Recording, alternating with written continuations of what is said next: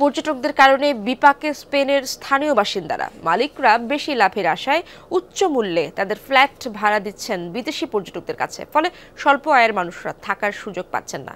আবাসন সংকট এবং আকাশচুম্বী বাড়ি ভাড়ার কারণে রাস্তায় হচ্ছে ঠাঁই। দেশটিতে পর্যটকদের চাপ কমাতে তাই বিক্ষোভে নেমেছেন স্প্যানিশরা।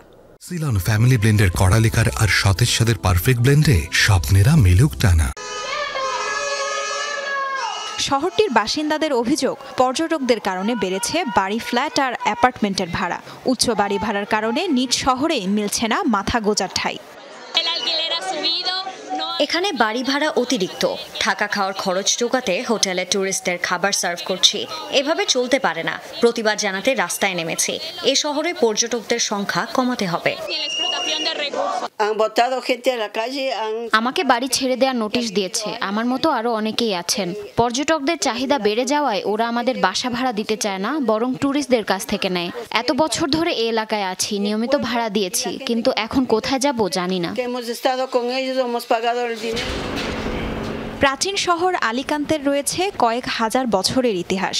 পুরনো ধাঁচের বাড়ি, প্রাচীন স্থাপত্যশৈলী আর সাগর পাড়ের মনোমুগ্ধকর দৃশ্যের জন্য সারা বছরই শহরটিতে ভিড় করে থাকেন পর্যটকরা।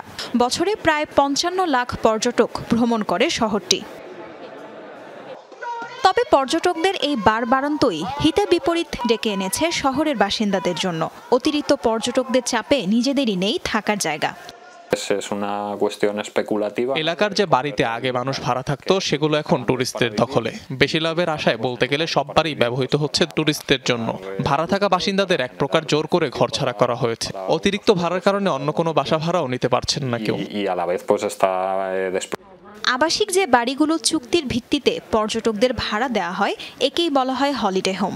পর্যটকদের থাকার জন্য পছন্দের তালিকায় প্রথমেই রয়েছে এই হলিডে হোম। চলতি বছরে বিভিন্ন হলিডে হোমের ভাড়া বেড়েছে প্রায় ২৪%। এদিকে হোটেলে থাকা পর্যটকদের সংখ্যা মাত্র 11%। তাজরিয়ান সোবহান, যমুনা নিউজ।